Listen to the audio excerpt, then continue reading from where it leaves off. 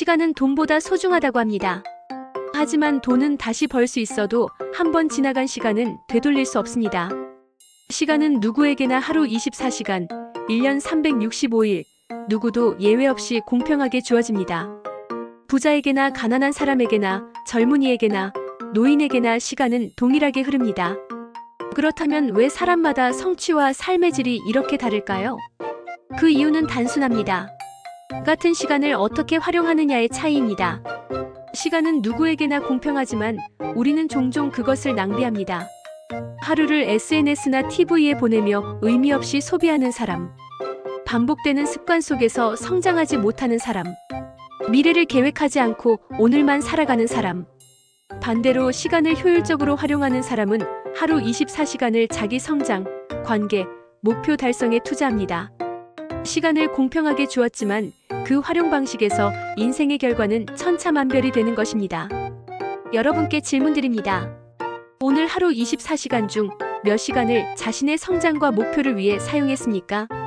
잠시 생각해 보십시오. 시간을 가치 있게 활용한 사람들은 역사를 바꾸거나 자신의 삶을 완전히 달라지게 만들었습니다. 레오나르도 다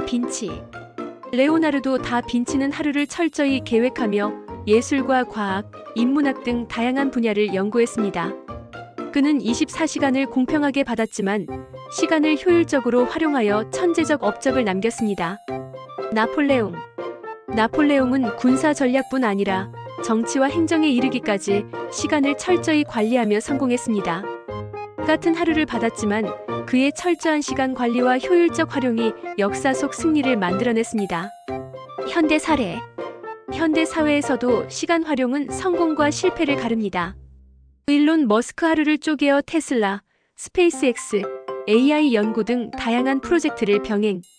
오프라 윈프리 시간을 활용하여 콘텐츠 제작, 자선 활동, 개인 성장 등 모두 실현. 이들은 시간이 공평하다는 사실을 철저히 이해하고 활용한 사람들입니다. 심리학적으로 시간은 한정된 자원으로 인식될 때 사람의 행동과 선택에 큰 영향을 줍니다. 시간 압박 효과 제한된 시간 인식은 집중력과 효율을 높입니다. 시간 투자와 만족도, 자기개발, 관계, 건강에 투자한 시간은 장기적 행복으로 이어집니다. 시간 낭비와 후회 의미 없이 흘려보낸 시간은 후회와 스트레스로 남습니다. 결국 시간은 누구에게나 공평하지만 어떻게 사용하는가에 따라 삶의 질이 달라집니다. 여러분, 잠시 눈을 감고 생각해 보십시오. 오늘 하루 24시간 중 몇 시간을 내 성장과 목표를 위해 투자했습니까? 1시간 미만? 34시간 정도? 6시간 이상? 그 숫자가 바로 여러분의 현재 시간 활용 효율을 보여줍니다.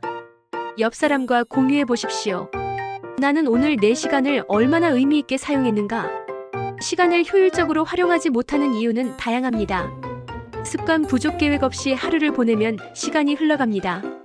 목표 부재, 명확한 목표가 없으면 시간을 어디에 쓸지 몰라 방황합니다.